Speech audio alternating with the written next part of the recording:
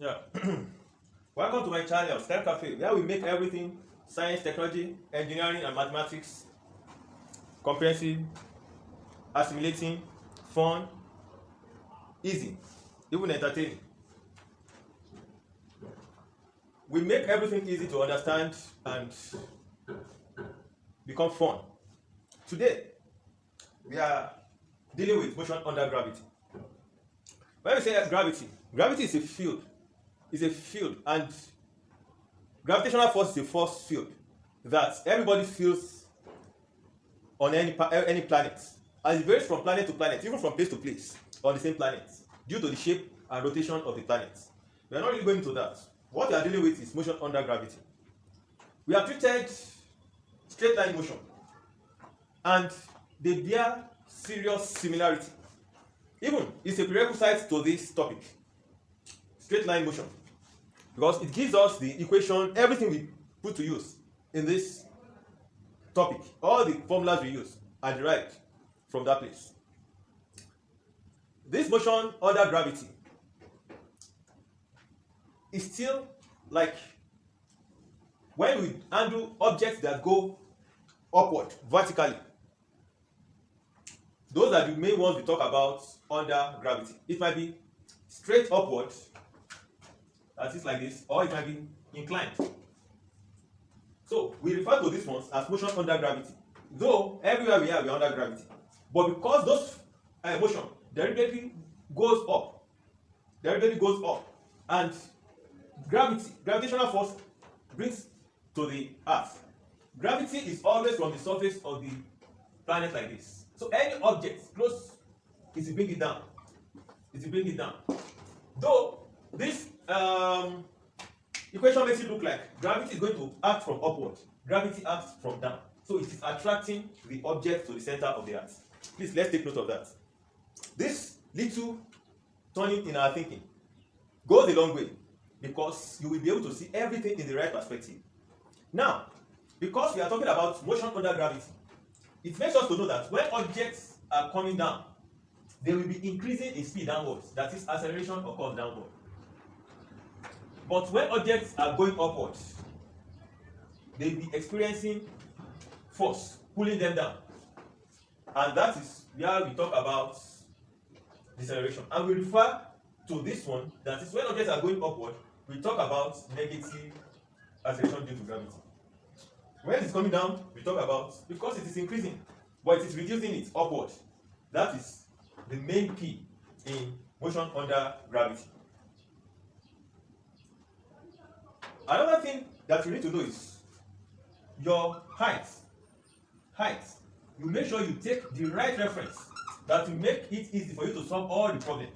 So the reference point might be on the surface of the earth, below the surface of the earth, above the surface of the earth. You will just select the reference point that makes your job very easy. So we divide this topic into three. Very simple, into three. Here we view at the motion under gravity from three main perspectives. One, objects launched upward or thrown downward. In this instance, it is mainly vertical, straight upward, or downward, straight like this, or downward. The angle here is 90 degrees with the horizontal. Object propelled from horizontally from cliff. That is from a height like this. We propel it, and it moves continuously with uniform velocity. On the horizontal, but on the vertical, it is also moving down. It's also moving down as it is going. You know, if I throw an object, as it is going, as it's going horizontally, it will be coming down vertically too. So we have that. Thirdly, we also have the projectile. It combines this, let me say, it's an improved version of this one, and combines this one too. That is, it is slanted certain degrees to the horizontal. That is the major thing. Now, how do we treat them? For this one, I have explained before, the acceleration due to gravity is either positive or negative. When the object is going up, we treat the acceleration a as minus g. When it is coming down, we treat a as g. Simple. In this instance, the main determinant of the motion is the height of the cliff and the velocity. V in this instance is constant. Here, h will determine time. H will determine time, and the time here will determine the horizontal distance. So this horizontal distance will be VT. That is all in this 1 and 2. In this place, that is where you might need to do some kind of innovation. 1, you will have to resolve the velocity along the horizontal and the vertical. You need to resolve the velocity. And after resolving the velocity, this one will be considered separately, just like the first one, object thrown up or downward. That is how you treat this velocity, VH, and it is V sin theta. V horizontal, this is V vertical, sorry. The vertical velocity is V sin theta. V horizontal will be V cos theta times the time that you take along the line, times the time. So the time for final landing, the time for greatest height, all those things will be derived, and you will see the fun in this topic. It's straightforward, straight. Once you have already understood straight line motion. Let's start. Now let's look at some examples. A stone is dropped from the top of a building 25 meters high. How long does it take to reach the ground, and what is its velocity on arrival? G equals 9.8 meters per second squared. Ignore the effect of air resistance. So just like I said, it's like straight line motion. We were told that the height, that is the distance moved, will be 25 meters. And G, acceleration due to gravity, is 9.8 meters per second squared. From this, we know that U equals to 0. So this, we know S is equal to 2.225 meters. Number 1, time. We have to find time, and we have to find velocity. So you can see that V squared equals U squared plus 2AS. But this A is G, so I'd rather we put it in. What is our U? 0. So V squared is equal to 2 times 9.8 times 25, and that gives 490. So V is equal to 22.14 approximately meters per second. That is the velocity here. And we have to find the time at which this happens. I can use this, or I can use S. Let me use S. S equals to UT plus half AT squared. Now what is my S? 25. This is equal to, what is U? 0, T. So this is half times 9.8 times T squared. So T squared is equal to 50 over 9.8. So T is equal to 2.26 seconds approximately. So the time is 2.26 seconds, and the velocity on reaching the ground is 22.14 meters per second. A stone A is thrown vertically upward with velocity 20 meters per second. At the same time, and 30 meters vertically above, a second stone B is let fall. After what time and at what height do they collide? Take G as 10 meters per second squared. So now, A moves upward, which is against gravity, and we have this. So, B, the object is falling down. G is 10 meters per second squared. For this one, G is minus 10 meters per second squared. They are to meet at H. They are to meet at H. So, H, and it will be, for this one, 30 minus H. That's what it will be like. So, let's calculate the time to get to this place. Now, for this one, A, U is 20 meters per second. G is minus 10 meters per second squared. Because G is acting against it. That's how we calculate. Depends on the sense you want to take. You can say, because u is this one is going up. You can take its velocity as negative and g as positive. So for this one, h will be equal to 20t minus, because of this, half times 10 times t squared. For this one too, you can see it's coming down. 30, the same time, 30 minus h will be equal to 0 times t plus half times 10 t squared. That is it. But one thing is important, since they launch at the same time, the time for their opposite, it means that the time they meet is what will connect them. The time will connect them. So let's make t the subject of the formula for each. Let's make t the subject of the formula for each. So for this one, I have 30 minus h over 5 is equal to t squared. So, and for this other one too, h is equal to 20t minus 5t squared. Okay, I can make h connect the two. Let's make h connect the two. So now, 30 minus 5t squared is equal to h. And this one is 20t minus half t squared. And that is 20t minus 5t squared. So what do I have here? This one and this one are the same. So 30 minus 5t squared is equal to 20t minus 5t squared. So 30 equals 20t. T is equal to 1.5 seconds. T is equal to 1.5 seconds. So that makes it easy. Now, for us to find the h, where they meet, you just substitute this t either in this place or in this place. I think it is easier here. So h will be equal to 30 minus 5 times 1.5 squared. And that will give me 18.75.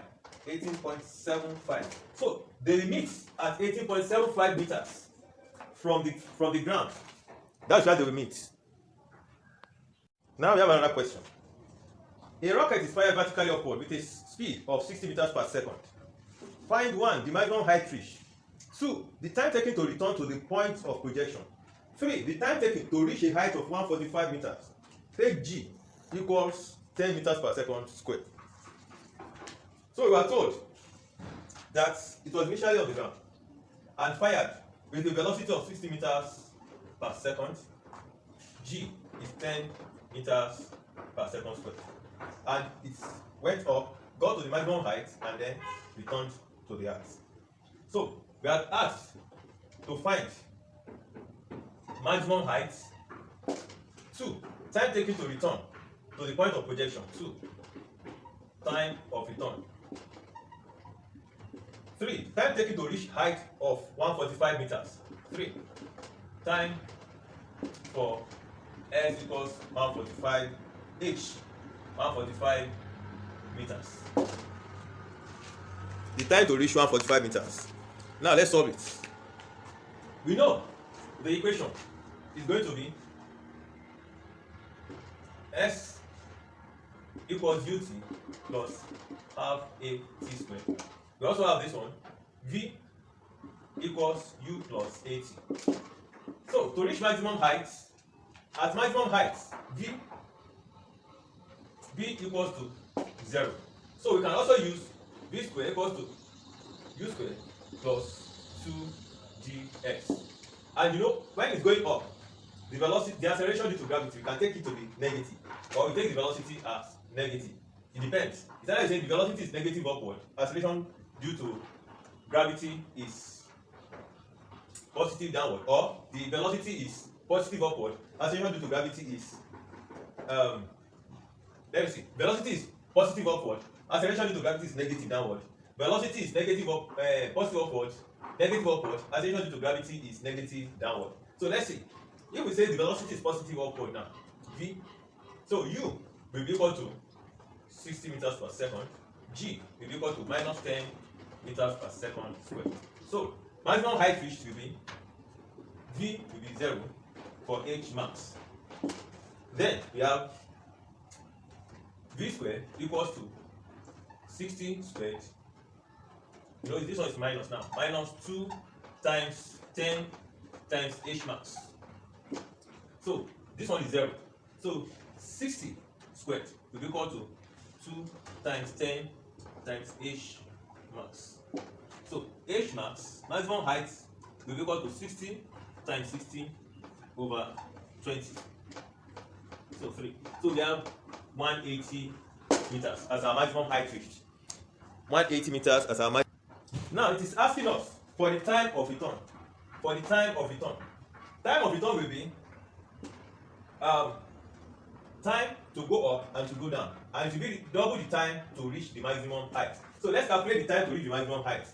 We can get it from V equals U plus A t, and V will be 0 at maximum height at h max.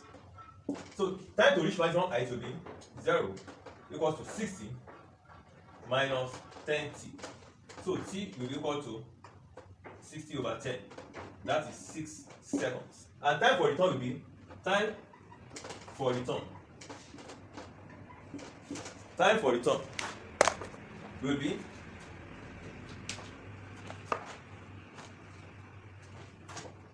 time for return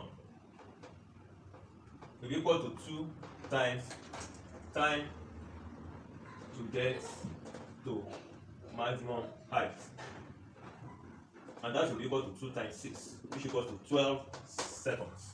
That's 12 seconds. Another way you can look at it is when the height is 0, that is when s equals to 0, and we can get it from here. So we can say s equals ut plus half a t squared, and 0 will be equal to ut plus half a t squared. You know why it is 0? Because the displacement is 0 at that time of return. So, and what is our u? 60. So we have 0 equals to 60t minus half times 10 t squared. Half times 10 t squared. So we have 60t, please. 60t. So we have 60t minus 5t squared is equal to 0.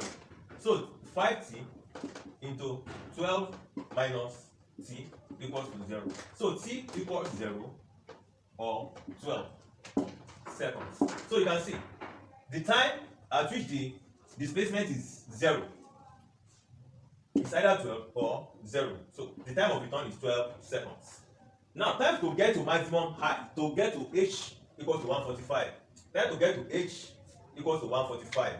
We can use this formula as well. So s in this instance, s equals to 145, or h equals 145 meters. And we'll now say 60t plus minus, because this is minus, 5t squared is equal to 145.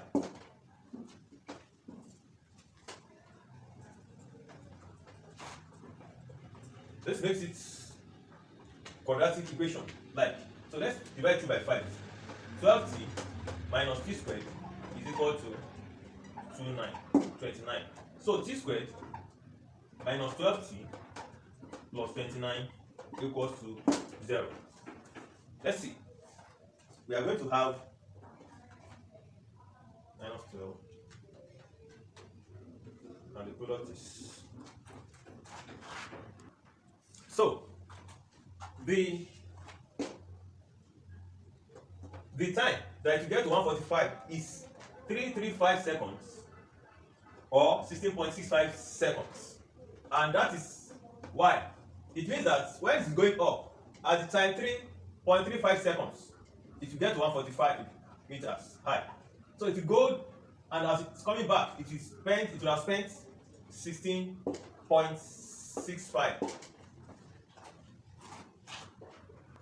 So the time to reach 145 meters high is 3.35 seconds, or 8.65 seconds.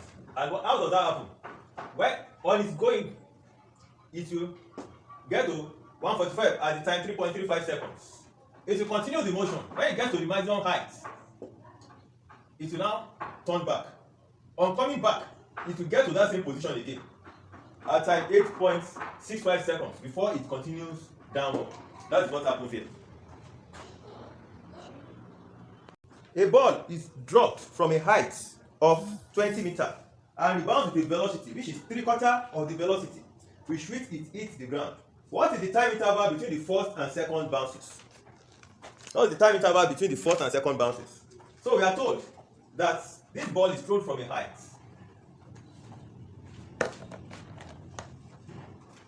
This ball is thrown from a height 20 meters. And when it gets to the ground, it rebounds. And then it doesn't get to the, it will get to the 3/4 of the velocity of this one. It rebounds with the 3/4. So u. So from here, it will go again with 3/4 u. We are now asked, what is the interval between the first and second bounces? What is the time interval between the first and second bounces? Let's see. It will get down here with velocity. Let's see what is our u1 now. Will be equal to, okay, from here we have 0 as the velocity. So on getting here, this u, or let me say v1 squared,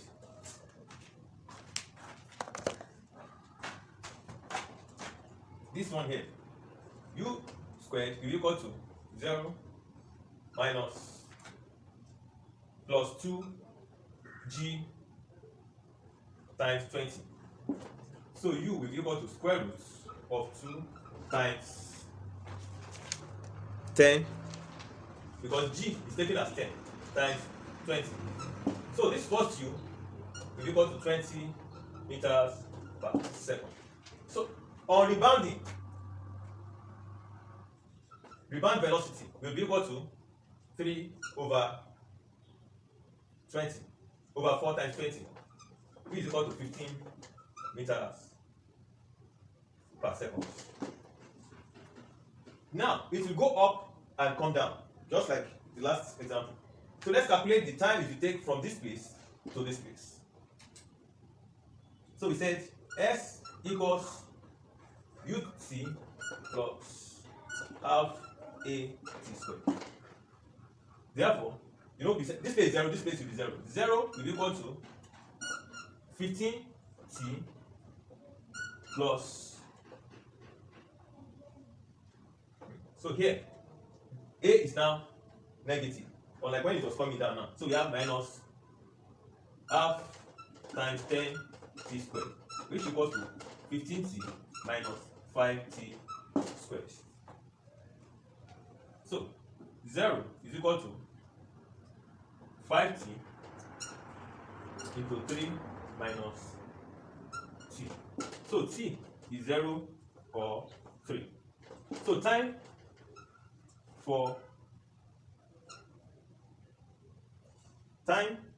between first and second rebounds. First and second rebounds is equal to 3 seconds. So that is the time. Now for objects from a cliff, it means we are projecting it from height h, and it will go forward like this, and it will go through horizontal distance. Let's call this place x. It will move here. They launch it straight parallel to the horizontal with velocity v. So x will be equal to vt, and t is dependent on this h. T is dependent on the height here. And how do we find t? You know, h, okay, h equals u t plus half g t squared. But u at this point is 0. That is, u on the vertical direction is 0. So h 2h over g is equal to t squared. So t will be equal to square root of 2h over g. Invariably, x will be equal to v into root of 2h over g. We know what the velocity here, the vertical velocity will be at this point. That will be v vertical is going to be square root of 2gh. So this velocity here is constant. So if you have to find the velocity at any point, you are going to find this velocity constant and the velocity depending on the height. So v at any point is going to be v resultant is going to be vb squared plus vx squared, square root of this. So let's call this one vx. And that's just the main thing about motion on object propelled from the cliff. A ball is thrown forward horizontally from the top of a cliff with a velocity of 10 meters per second. The height of the cliff above the ground is 45 meters. Calculate 1. The time to reach the ground. 2. The distance from the cliff of the ball on hitting the ground. 3. The direction of the ball to the horizontal just before it hits the ground. Prove that the path of the ball in flight is a parabola. Now we have this information. It is from height 45 meters and the velocity horizontally is 10 meters. So let's calculate the time by which it will reach the ground. The time is dependent on this. So we have said, so h will be equal to half g t squared, and 45 times 2 over 10 is equal to t squared. So 9 equals t squared. T equals 3 seconds. You cannot have negative time. We have gotten time. That's the time to get to the ground.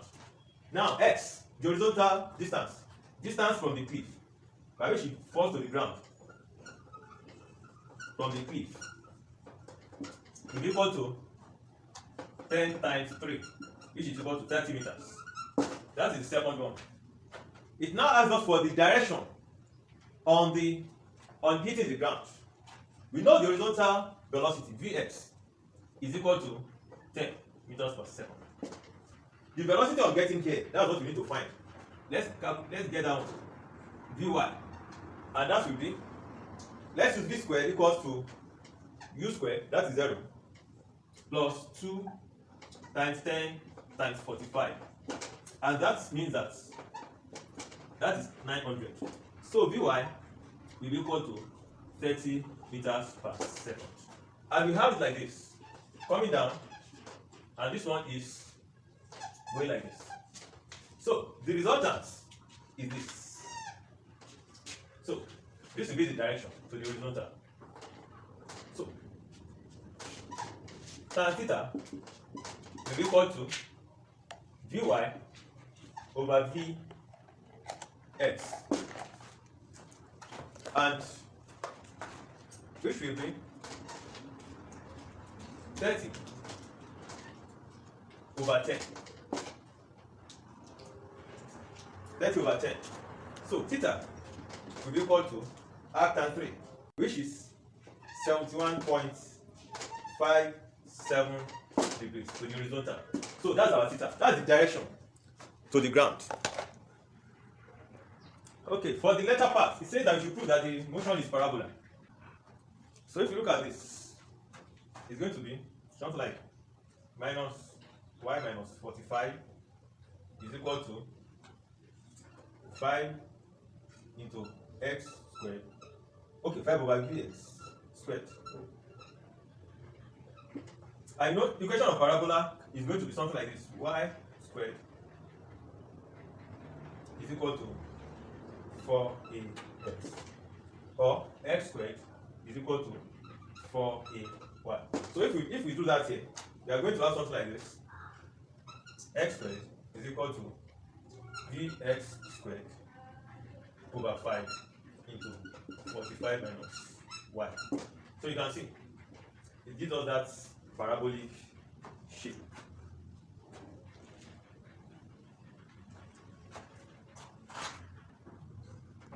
So now y equals to 45 minus half gtx, that is y is reducing. x equals to vxt, t equals to x over vx from here. We now substitute t into this equation. We have y equals to 45 minus 5x over vx all squared. And this. So from here, we can see that it is the relationship between x and y is parabolic. Because this one is constant.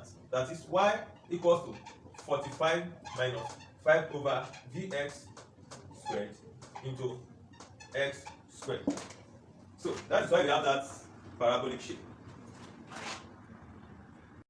On bodies projected from a cliff. You know, for bodies projected from a cliff, if you go like this, the object will be falling in this manner. But in projectiles, instead of the object being launched parallel to the horizontal, it is launched at angle to the horizontal. It is launched at angle to the horizontal. And it can be launched on the ground, it can be launched above, it can be launched beneath.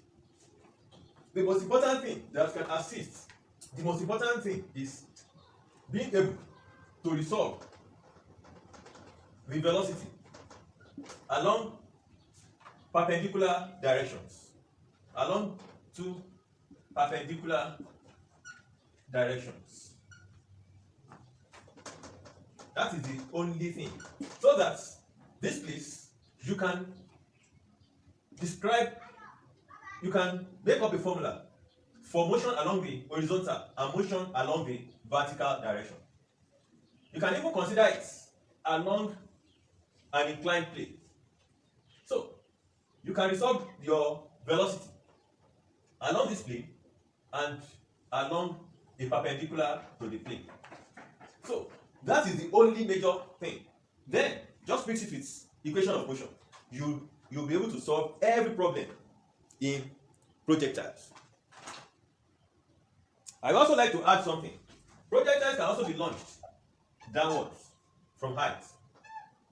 Can also be launched downwards. So you see, it makes it fun. You can do so many things. All you need to know is resolve your velocity along two perpendicular directions, then apply the equations of motion. We'll see. Here, the objects can be launched at an angle, upward or downward to the horizontal. Resolving the velocity along two perpendicular axes, and treating the velocity along the two perpendicular directions separately, though they are intertwined, and then developing parametric equations based on time for the velocity, distance, direction, position, and acceleration assists in solving problems here. Another key is determining the reference point that is solution to any problem. The reference point that will make you have to say, okay, let this place be 0, 0. Let this place be height. Let this place be beneath. Those are the things that you consider, and it assists in solving the problem. Now let's look at how the motion occurs, and with this we'll be able to develop the equations. Now let's see. Now you see the velocity by which it will move is v, and direction is theta. Is u, and direction is theta. So initial velocity is equal to u. Direction of launch is equal to theta. Now let's resolve it along the two directions. As I said, that is the key. So ux is equal to u cos theta. Because the velocity is constant along this direction, there is no acceleration. For this basic one, please, for this basic instance, that is how we look at it. Later on we get to higher one, but for now, let's look at this like this. So the distance along this direction moved at any particular time t, in as much it is still in flight. That is, it has not really gotten to this place. We are going to have x to be equal to uxt, and that you can say is u cos theta ut. Let me put it like that. Ut cos theta. So now let's look at the direction, the velocity along the y direction. Vy is equal to u sine theta. It's getting more interesting now. So along this direction, there is acceleration, and this acceleration is acting upon the object, reducing the velocity as it is going. So our acceleration is equal to minus g. That is acceleration due to gravity. So the distance along y direction, let's call that one y, will be equal to initial velocity uy t. That is it. We use ut plus half a t squared minus half g t squared. That is how we'll solve this one. So if you now want to solve it more, now we have initial velocity to be u. Direction is theta. Vx, that is velocity along the x direction, is v cos theta. Ax, acceleration along the x direction is 0. So x, since a is 0, x will be vxt, that is vt cos theta. Vy is u sin theta. A is minus g because it's acting against gravity. Y is vyt minus half gt squared from our equation of motion. So vyt, that is vy, velocity along the vertical at any particular time, is vy minus gt. Vy, the original vy, that is uy, sorry, uy minus gt. So y is still vyt minus half gt squared. Vy, this vy is the original vy times time minus half gt squared. But we have x to be vxt. So t is x over vx, x over v u cos theta. We will now replace this. We will replace time with this in this equation. So y equals to vyt minus half gt squared will be equal to v u sin theta times x over u cos theta minus half g into x over u cos theta squared. That's what it will give us. Therefore, y will be equal to, when you cut this, you are going to have tan theta here. So we have x tan theta minus g over 2, okay, gx squared over 2 u squared cos squared theta. So what does this give us again? It's giving us x tan theta minus half, okay, gx squared over 2u squared sec squared theta. And we know from our trigonometry identities that sec squared theta is equal to sin squared theta plus 1. So this expression can give us quadratic equation in tan squared theta. So it will be x tan theta minus gx squared over 2u squared into tan squared theta plus 1. So y at any point in time, this is y at any point in time, varies with the x. So when the x is given as a certain value, you can find the y conveniently. When the y is a certain figure, you can get your x. So that is what this expression is about.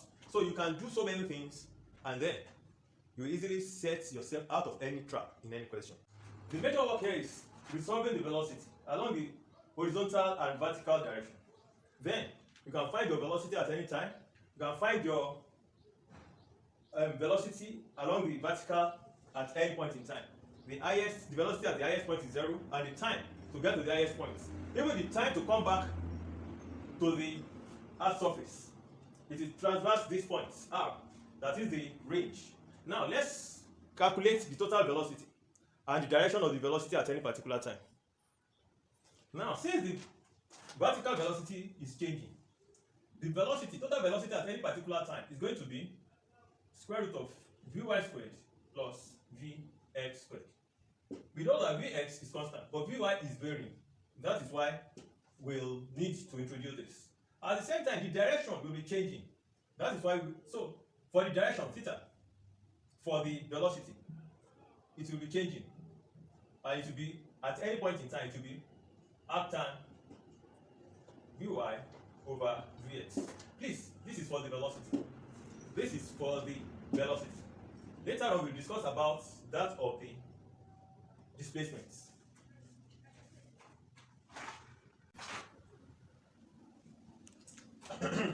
There is one thing peculiar with the maximum height.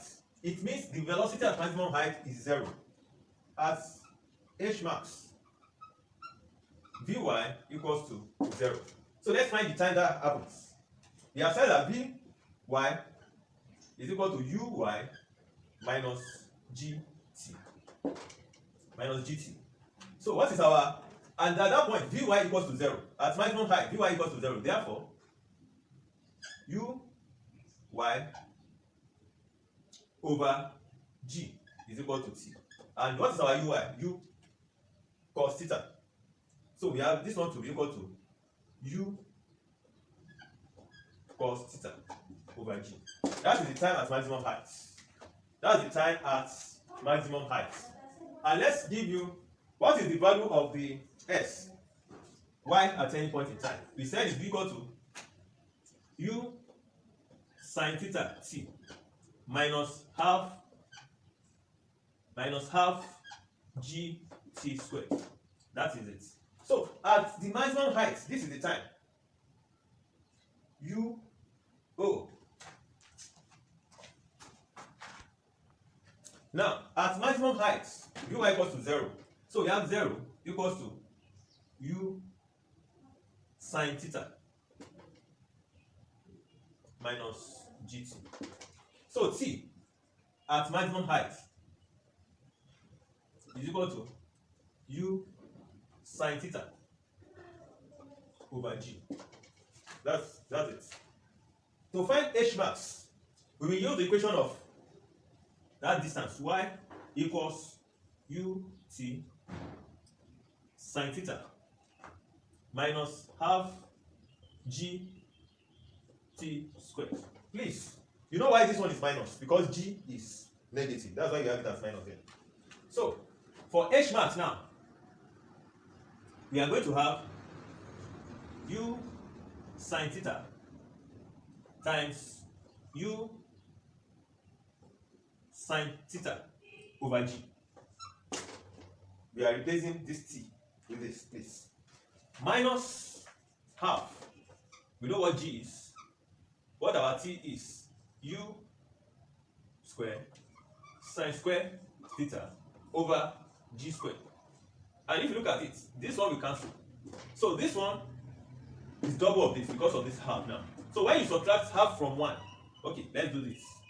We have u sin theta squared over g, at least that is common, into 1 minus half, and that will give you u square sin square theta over 2g. You can see it's very straightforward. No need of any cramming. You can derive it under 10 seconds. U square sin square theta over 2g. That is the H max. Let's find what's the R range. The range. Let's find what it will be like.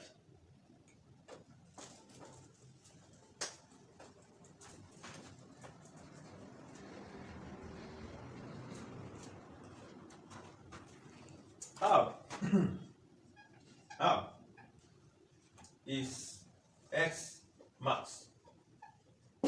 And that will happen when the vertical distance is 0. Again, you have it 0 there, you have it 0 there.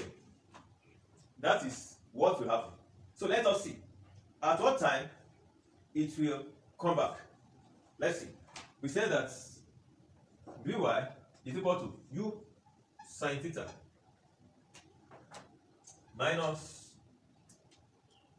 GT. Okay, yes. So for this height, whatever, let us make our y to be equal to ut sin theta minus half g t squared. At r, y equals to 0. You can see y equals to 0. Therefore, we have it like this: 0 equals to u t. Okay, let's make it t into u sin theta minus half gt. So we have it that will happen, that is y equals 0 at t equals 0, or u sine theta, 2u sine theta over g. And how did I get that 2u sine theta over g? How did I get that? I equated this one to be 0, that is u sine theta minus half gt is equal to 0. So I have 2u sine theta over g equals to c. That is the first step. We will now have to multiply this by our velocity along that x direction. So r will now be equal to vx times t, which will be equal to u cos theta times 2u sine theta over g. U cos theta times 2u sine theta over g. Then this is what we get. R will be equal to 2u squared cos theta sine theta over g. Let's rearrange it. It will be u squared into 2u sine theta cos theta over g. And it will be u squared into 2 sine theta cos theta. And we know this identity. When we have 2 sine theta cos theta, that is equal to sine 2 theta. So we have our r to be equal to u squared sine 2 theta over g. That is the range for when it is launched along the at theta to the horizontal. When it is launched at theta to the horizontal and allowed to fly and come down on its own without any interference. So that will be the range. Okay. So this is very simple and straightforward. Let's see what we can do with this. So from this now, we have realized that the time of flight, if it is allowed to fly on its own, is this. This will be the time of flight. In case you are asked in an examination, what is the time of flight? You just say 2u sine theta over g equals to time of flight. So that's the thing. Now let's talk about the maximum range possible with a velocity. Maximum range possible with a certain velocity. R max. What will be the angle that you can launch a projectile that will give you the maximum range? That's what you are trying to find. We have seen that r is equal to u squared sine 2 theta. Let's make it like this. Let's make this one constant. So for us to find that maximum possible angle, we have to do something like this: dr d theta. And at that maximum possible, it means this one should be equal to 0. Should be equal to 0 at r max. Let's differentiate this. So the r d theta will be equal to, this one is constant, times 2 cos 2 theta, times 2 cos 2 theta. So this one for this one to be 0, these ones are constant, they have values. It means that cos 2 theta should be equal to 0. It means that cos 2 theta should be equal to 0. That means 2 theta, that is 2 theta should be equal to 90 degrees. So theta will be equal to 45 degrees. Therefore, for R max, the angle of launching should be, theta should be equal to 45 degrees.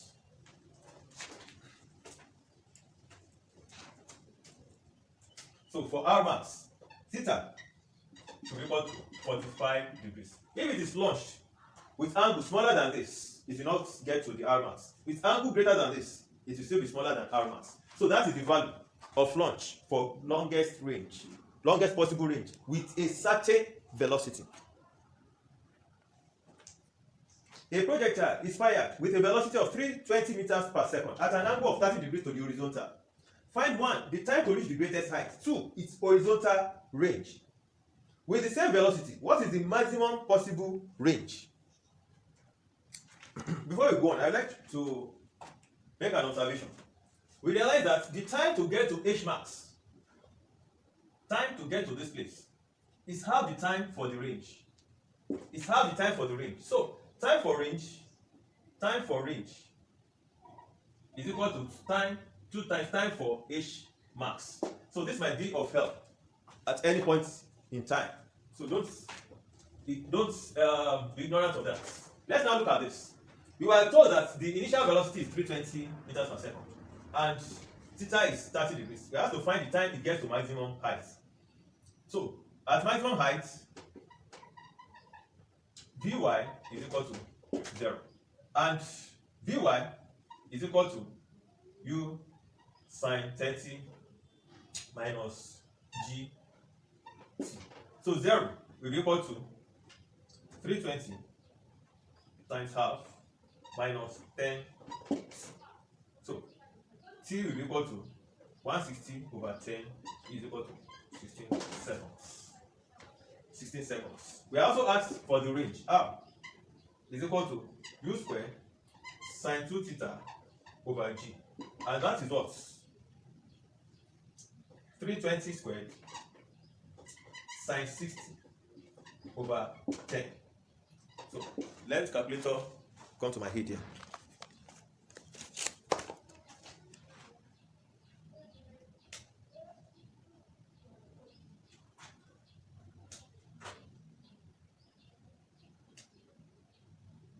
So the range will be 8,868 meters or 8.868 kilometers. That is the range.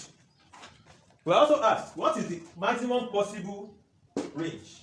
The maximum possible range, and that will happen when we say when theta equals to 45 degrees for maximum range to occur without velocity. So R max is equal to 320 squared sine 90 over G, and you can see sine 90 is 1, so 320 squared over 10. Let's see what that one gives. That gives me 10,240 meters or 10.24 kilometers. So that's the answer. Very simple and straightforward. A projectile is fired from ground level with velocity 500 meters per second at 30 degrees to the horizontal. Find its horizontal range, the greatest vertical height to which it rises, and the time to reach the greatest height. What is the least speed with which it will be projected in order to achieve the same horizontal range? The resistance of the air to the motion of the projectile may be neglected. Now we are told to find the range, and R is equal to U squared sine 2 theta over G, and that will be 500 squared sine 60 over 10.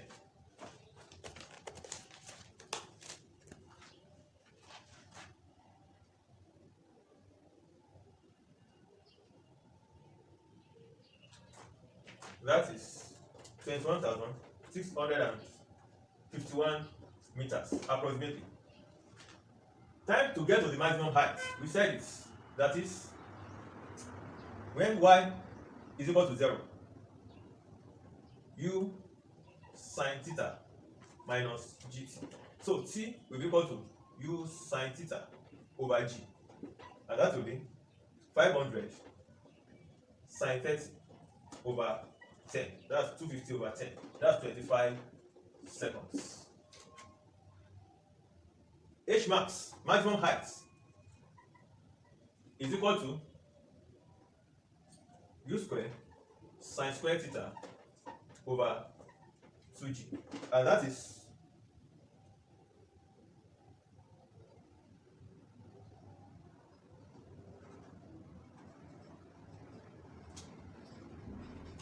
which is 3,125 meters. That's the maximum height. We also asked the least speed by which to achieve the same R. We have noted that for that to happen, for least speed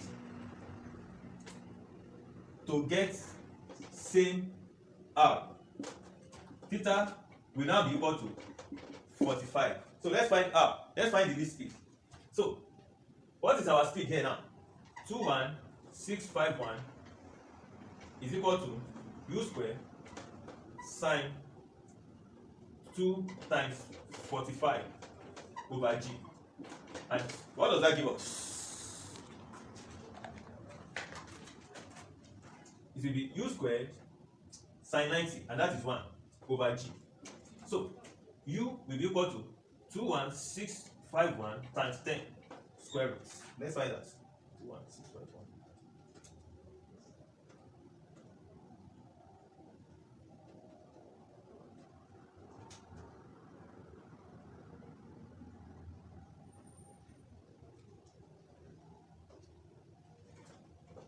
465.31 meters per second. So that is the time, that is the velocity to achieve that same range. That is the velocity. Thank you very much.